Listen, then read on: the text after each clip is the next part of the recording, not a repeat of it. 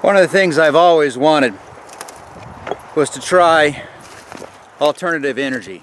I originally looked at solar for our house in town, but Montana isn't very solar friendly, and what I mean by that is basically our power companies, they don't have to pay you for the extra power you generate.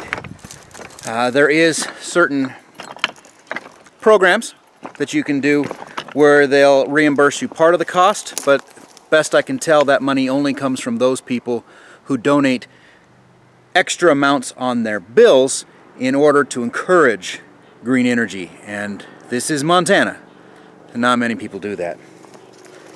So until that changes, I'm just kind of hosed. Also, it's dark like half the time, right? What I'd love to try is some sort of micro hydro system. And that's one of the reasons that I picked this god-awful rock pile to maybe live on.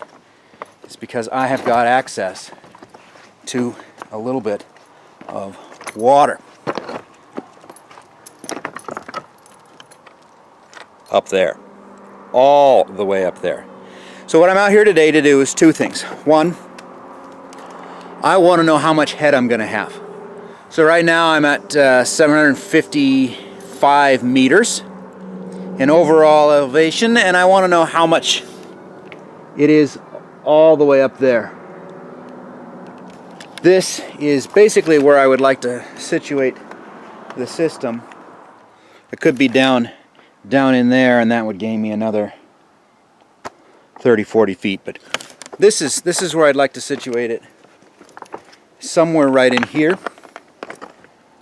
Basically build a very thick rock wall bunker out of locally sourced material to keep the noise down. And that way whatever water goes can just go straight into this stuff, and it'll end up where the spring, I think, is already going. I think the spring at the top of the hill ends up right down there. I think everything ends up right down there. There's a big spring up in that little valley. Can't see it from here, but it's full of poplar trees and birch and aspen, and then straight up above me there's an even bigger spring, which is sort of like a little slice of the Pacific Northwest. It's like walking into Narnia. It's so completely different than everything else. The ground just changes fundamentally. 756 meters. I want to know where we are up at the top. And then the second part of today's plan is to dig some holes. When you get up there and see it, you'll understand. But what we've got, I suspect, is a big spring that comes out across the hillside, and then I think there's a crack in the bedrock. And best I can tell, the water is going straight down. It's just lush green awesomeness, and then wham! It stops. Puddles of standing water late in August at the top of the hill in Montana. I suspect that I could be looking at 50 gallons of water a minute if I was able to get it all. Yeah, she looks a little more impressive from this angle. We're going up there. Kind of depends on the head. If I've got a couple of 100 feet to work with, then I can do a fair bit with a small amount of water. If I got a lot of water, I can do a fair bit with only 100 feet ahead. So we're going to try to figure that out. I brought the work truck today, a post hole digger and a shovel, because I'm going to see if I can drive up there. It'll be the first time I've attempted to climb the road with a motorized vehicle that didn't have track chains on it.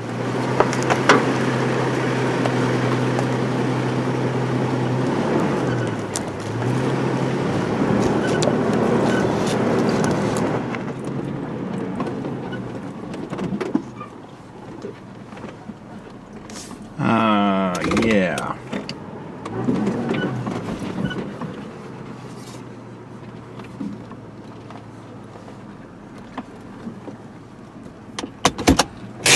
I forgot we left it in this bad of shape. Well, we're walking. So it was quite a hike up here, but this is the spot. It might not look like much. Right out in there is a permanent standing pool of water. And once you get through that wall of armor-plated fir and pine trees, the landscape changes completely. There's salmon berries, wild raspberries, alder trees. I bet you there aren't natural alder trees within 50, 60 miles of here. And there are alder trees growing inside there. Choke cherries, aspens, just a wide variety of plant life that doesn't normally survive out here. Because if you notice the rest of it, it's a barren, rocky wasteland. So somewhere under that is a big stream of water.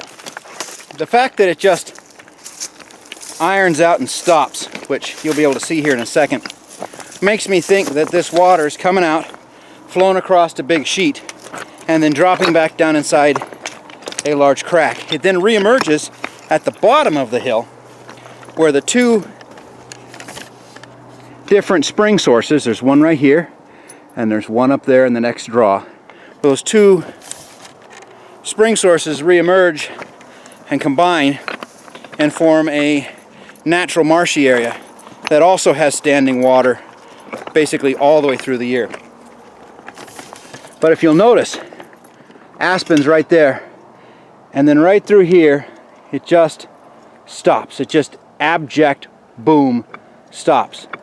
So how come it's wet up in there and dead straight dry over here? I mean, I'm no expert on this, but given the sheer volume of water right up there and the fact that it returns to desert wasteland right there, really makes me think that we've got some sort of natural feature. So the current plan, I'd hate to ruin that. It is so cool inside there. I'd hate to ruin any of it.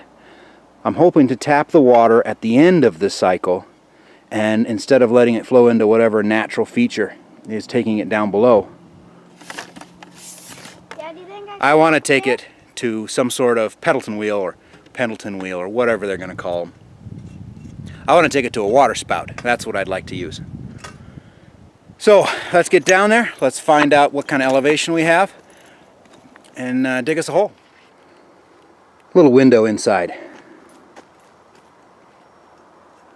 In there you can see the not Oregon grapes, salmonberry bushes. You can see the white of the aspen trees, all water-loving stuff. And then here, it's done.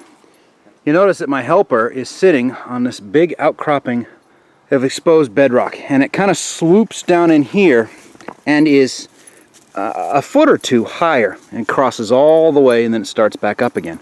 And I am suspecting that this formation right here is both a natural dam and a bit of a conduit for the water. I can feel the moisture in the air. We've got ferns right here. We've got lilies over there.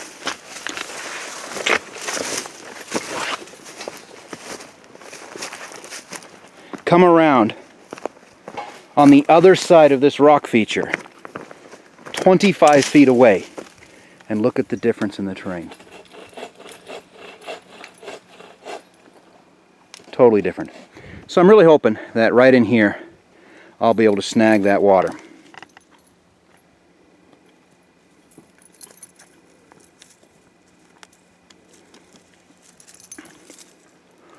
"45 meters. Call it just under 150 feet. That's a little less drop than I was hoping for. I could probably get 180. And it's nice, right? Because it's going to lay and then go vertical.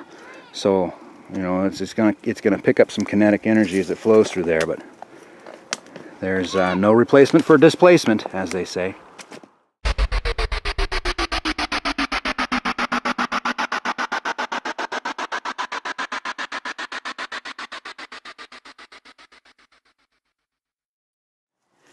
Well, that's a swing and a miss.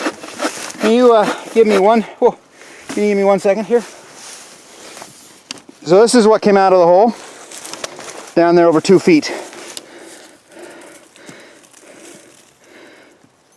That is straight rusty sand.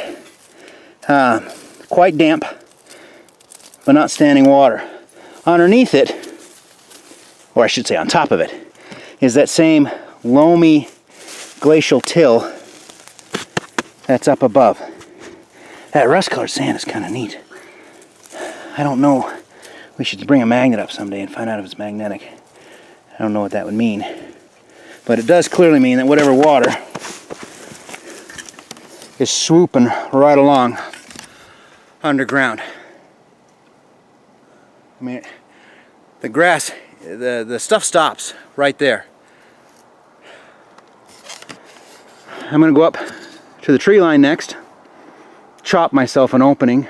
We should have brought a machete, huh? You could have been my chopper. Chop myself an opening big enough to get the auger in, and chop the roots out of the way, and I'm going to go down again right up there. But Dan, if you look right here, behind that tree is a birch tree. Yeah, see? That's got to have a near direct pipeline into standing water, or it would never survive out here. But it might be that what we're seeing is not so much a geologic feature where the water is dropping down. It might be that what we're seeing is in fact a geologic feature where the only topsoil for miles around simply stops because it's all bedrock out there. Yeah. And that the amount of water underneath here could be quite a bit less. And it's surviving because it's the only soil, the only game in town. But we won't know until we go that way and give it a try. Oh, sorry about the tree.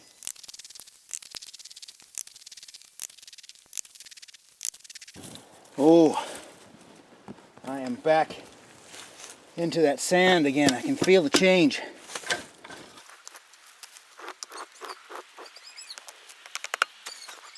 In a little bit. Another rust-colored sand, but the digging is totally different. The auger screws itself down in rather than me having to force it and scrape.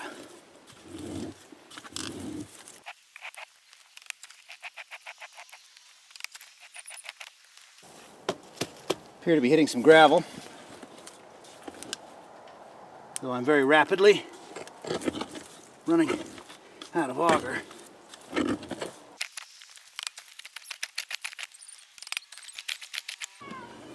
All right, I'm not bringing up anything anymore to speak of. So nothing's really coming out of the hole anymore. It's got some rocks at the bottom of it.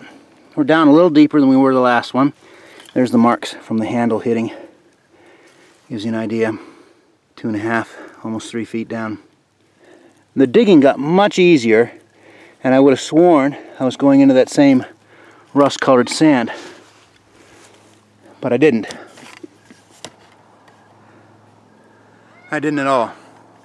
We've had an unfortunate and very inconvenient development, however. Shovel go bye-bye. I'll do my best to chop open an opening big enough to get the auger down. But without the shovel to cut the first roots, it's going to be tough. And I'd like to go in between those silver aspens right there in an attempt to find out if I can hit that water. The standing pool of water is right over there. So we're getting close to where I know actual water is. I'm in the lowest spot. There's this natural little valley right in through here. It's going to widen out just up there. So let me go up into that bare spot and see if I can work my way down in. Otherwise, I might just have to leave this for the shovel gods. You know, what else are you going to do? Well, exciting developments. Right there is a rotten old growth stump. You could tell that we'd had probably a black bear in here maybe yesterday afternoon, earlier today, because the stump had been ripped apart. And I was just about in the process of turning the camera on to go, oh cool, we had a black bear in here yesterday or earlier today. when the swarm of hornets, angry hornets, came out of the stump. And what I mistook to be fungus at the bottom was actually their nest. I set a record that would make Usain Bolt proud from that point right there. Swimming. You gotta remember, the tops of these things are, 3-4 feet off the ground. Swimming, flying low, as they say. By the way, right in through there, that's my shovel. So I didn't make it far. Flying low through here. Well, the upside is I'm not allergic to yellow jackets or hornets. On the downside, I have proven that once again. Kudos to me. Primarily this arm. You can see all those little angry red bumps starting up there. Yeah, little bastards. Needless to say, my next in my seek, I'm putting my holes about the same distance apart. My next hole would be right up there. It's off limits right now. So unless I want to hike down to the house and get the hornet spray and hike all the way back up here and get some sweet revenge, we're gonna skip a hole. Yeah, I think I'm gonna skip a hole. And my helper, who has decided that trying to force his way through head-high ferns and fallen logs, not entirely to his liking, he is exploring a series of water seeps on the base of that hill right there, some of which go back in there 8 or 9 feet, weeping water over the eons. I'm going to try to circumvent Sir Stings a lot there, up, around, and see if I can get back down in. But we might just be dead. And at some point, of all the things to hang on to in my flight, I hung on to the broken shovel. So at some point, I need to go back down in there and get my auger, because that's mine and the bees can't have it. Can you explain what you found? Found a mine shaft. Not what Daddy said, but it is a crawl space, like as thin as us, and goes way back. These are these big seeps that I was telling you about. And there's a permeable, sort of a chalky clay layer. And this is where the water has been coming out of these hills. Must either have been coming out a time long, long ago. There's a close look at that layer. Coming out at a time long, long ago, or only coming out in times of moisture and high flooding. I can tell you that this is drier now than it was when I was up here the end of August. So here we are towards the end of September, and it's in the end of August. There was moisture in the back of it. This is what I suspect is right down at the bottom over there, except it's buried under the water level, and this water is just coming out of here.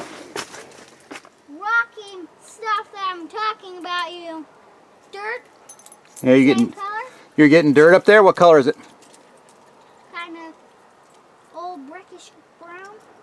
So that might be the source of all that rust-colored sandy stuff, is this layer that the water's seeping out of. Very interesting. This ground's got moss on it and everything else. You can kind of get through the trees the idea of this wet spot, and it starts right over there and it goes and it just, like I said, stops right there. There's a pool of standing water right in there somewhere. I'm a little hesitant to go after my bee adventure. I got a fair few number of stings and still a long walk back to the car. So that's it. That. Out of the way, you can get up here and you can film. Actually, I'm gonna grab a handful of this, and this is that color of dirt. That is that sand color, isn't it? What do you think, Blue? I'm gonna grab a Fascinating. piece of this. You can see the water marks where it's running off these rocks. You must have a waterfall here sometimes. But it might change things. I just need to get in there and get in there deep. I need to get where my first hole is, which was somewhere right over there. Get the hoe up here and go all the way down to bedrock. That second hole, the fact that I hit what appeared to be rock at 2.5 feet, I need to find out, is that just a random piece of rock in there, or is that the beginning of this? Dad, how are you going to get there back? At this moment, I don't know how we're going to get the backhoe up the hill. We might have to bring Grandpa's bulldozer back and tow the backhoe up the hill, because I'm afraid it'll flip over backwards. Or if I'm backing it up, I'm afraid it just won't climb, and I'll have to paddle with the hoe all the way up. Oh, where are you at? There you are. So, yeah, didn't get a third post hole dug down in there. I got some battle scars. Look at that! Manly stuff. Right, bud? Yeah, that stump, hold on. That stump had been recently torn apart by a black bear. The thought of him running around, the fact that he has been running around, I mean, they got the dog with him and he's not alerting, so I don't think the bear's in here with us, but it certainly could be. It was here recently. Just put it mildly, dem hornets are mad. I think we might be done for the night. I tell you what though, I went back in and I got what's mine.